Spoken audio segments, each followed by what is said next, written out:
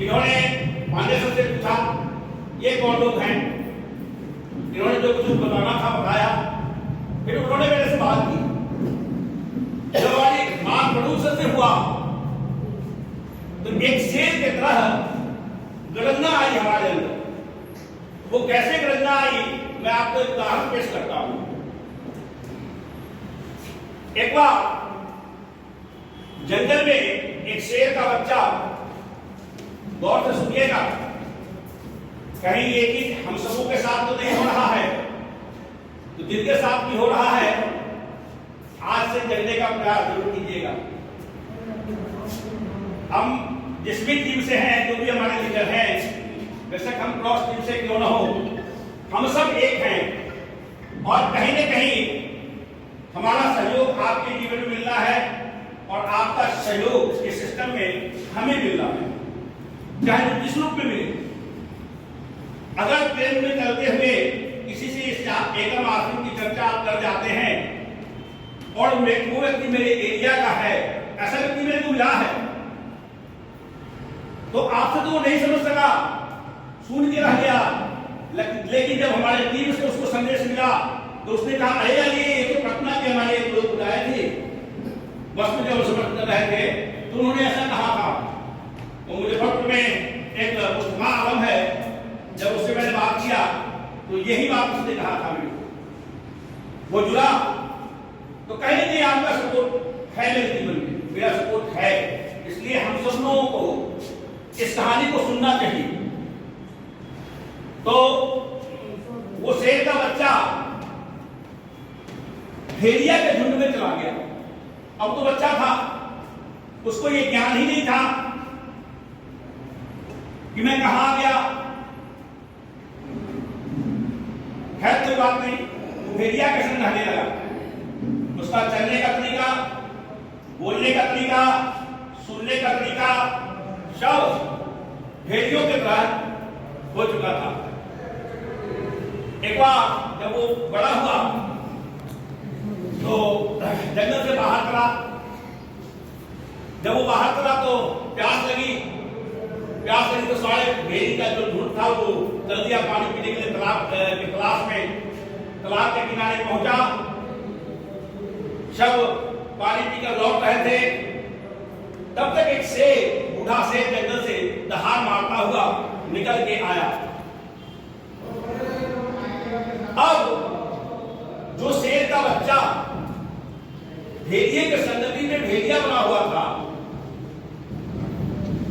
उस शेर के दहाड़ को सुनकर के इसके अंदर से जो आ रही है, इस तरीके का आवाज तो तुम भी निकाल सकते हो। और स्थिति क्या थी कि उस शेर को देख करके सारे भेड़िया भागने लगे थे। जंगल छोड़कर उल्टा तरफ शेर से अपना जान बचाने के लिए भागने लगे थे।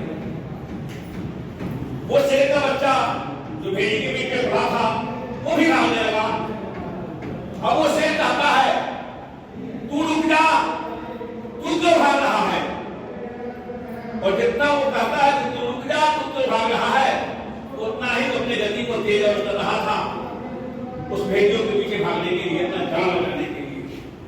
लेकिन जब जब वो शेर दहाड़ मारता था तो ये कहता था, वो आवाज, वो झटका उसको भी लगा करता था कि ये दहाड़ तो तुम भी मार सकते हो।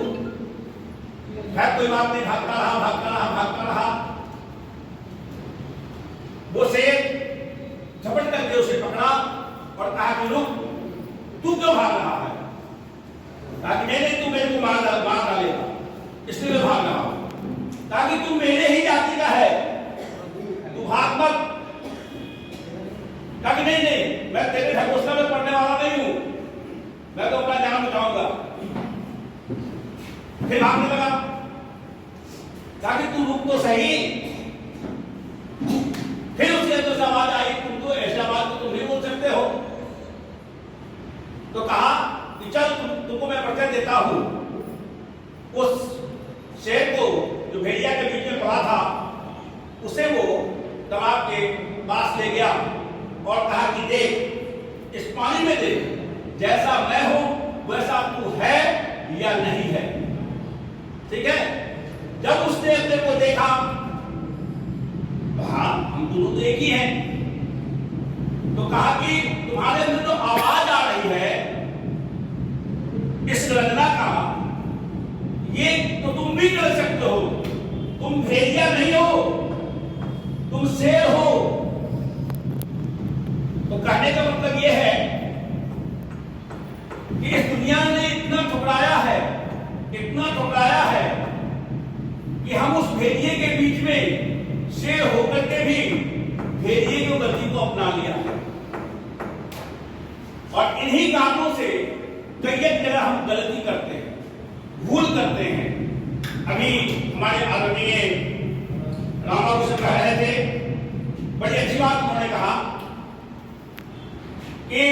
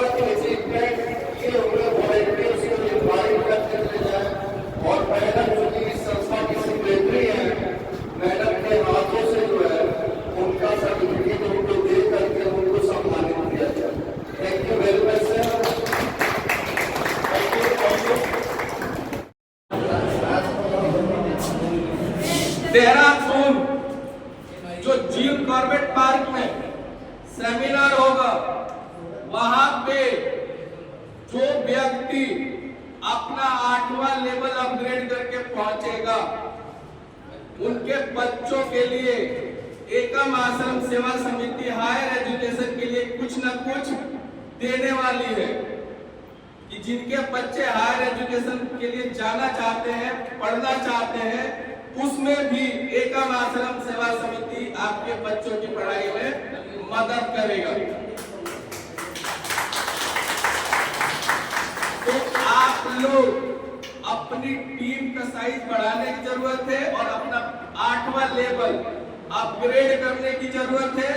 उसका टर्म्स एंड कंडीशन आप लोग को देहरादून में पता चलेगा। तो ज्यादा से ज्यादा अपने टीम को लेके वहां पे पहुंचिए। 30 तारीख डेडलाइन है। 30 तारीख से पहले आपका पिन बुक हो जाना चाहिए और 30 तारीख से पहले जो अपना 8वां लेवल अपग्रेड करेगा, वहां पे उसका नाम चढ़ेगा और क्या टर्म्स एंड कंडीशन रहेगा वो भी आपको बताया जाएगा। 30 तारीख के बाद टिकट बुकिंग करना क्लोज कर दिया जाएगा। जितने लोग जाएंगे उतने लोग ही जाएंगे। यहाँ नहीं है कि आप आज आए पिन आजमाए किया और आप मीटिंग अटेंड किए, वहां पे ऐसा नहीं होगा क्योंकि वो देहरादून है। ठीक है, बाकी दोस्तों, मेडिकल का फैसिलिटी आप लोगों के सामने है, बाल बेटी की शादी की फैसिलिटी आप लोगों के सामने है, ग्रुप लाइफ इंश्योरेंस बीमा आप लोगों के सामने है, जो संस्था आप लोगों के अवेलेबल करा रही है। आज जो आप लोग काम कर रहे हैं 6 लेवल पहुंच गए हैं। आपके इस काम के बाद आप सभी लोग जिन्होंने भी यहाँ से सर्टिफिकेट अभी प्राप्त कर लिया है या जो आगे प्राप्त करने वाले, आप सबों की एक जिम्मेदारी अब बढ़ जाती है कि अगर आप 6 लेवल अचीव कर लिए हैं तो जिनके बदौलत जो आपके नीचे आपके कार्य से 2, 4, 8, 16, 32 और 64, जिन 64 लोगों के वजह से आपने ये 64 का पेमेंट पाया हुआ था, प्रयास करना है मित्रों कि वे लोग भी वह 64 का पेमेंट प्राप्त कर लें। अगर यह काम आप करने में सफल हो गए तो जो आज आप लोगों को इस संस्था के माध्यम से सर्टिफिकेट मिला है, हकीकत में इस सर्टिफिकेट का सही इस्तेमाल उसी के बाद संभव है। अगर आपके साथ कोई घटना घट गई दोस्त, तो आप अपने जाने के पहले 63 हाथ की लेफ्ट साइड में, 63 हाथ की राइट साइड में लखपति बना के गए हैं। वो कम से कम 10 लाख, 15 लाख, 20 लाख, 25 लाख का काम कर चुके हैं। और उस स्थिति और परिस्थिति में आपके रहने न रहने का फर्क अगर पड़ेगा आपके परिवार वालों पे, तो सिर्फ इतना कि आपकी कमी उन्हें हमेशा खलेगी, लेकिन आप जो करके गए रहेंगे उससे जो आप रहते और उठाते वह सारा बेनिफिट आपका नॉमिनी इस सर्टिफिकेट के माध्यम से हमारे से संपर्क करके आगे अनवरत पाता रहेगा। जो आप अपना जिम्मेदारी पूरा करके अगर गए रहेंगे, तो अगर आपकी जिम्मेदारी आधी अधूरी है तो यह सर्टिफिकेट इस बात का कमिटमेंट नहीं करता है दोस्त कि एकम आश्रम सेवा समिति आपको 33 करोड़ रुपया देगी। यह सर्टिफिकेट सिर्फ और सिर्फ एक बात का दावा करता है कि अगर आप वाकई में एक सफल जिम्मेदारी का पूरा किए हुए हैं तो आपके नॉमिनी को किसी के आगे हाथ नहीं फैलाना पड़ेगा। उस परिस्थिति में कि आपका अप लाइन, आपका डाउन लाइन या आपका साइड लाइन, कोई भी अगर चाहे कि आपके उस पार्टिकुलर आईडी के साथ छेड़खानी करके और आपके परिवार के हिस्से को गमन कर जाए, तो यह सर्टिफिकेट उस गमन से आपके किए गए मेहनत को और आपके परिवार जनों के पाने वाले मेहनत के बीच का वह बैरियर है जो बैरियर कोई तोड़ नहीं पाएगा, क्योंकि यहाँ पे मैं बैठा। थैंक यू वेरी मच दोस्तों।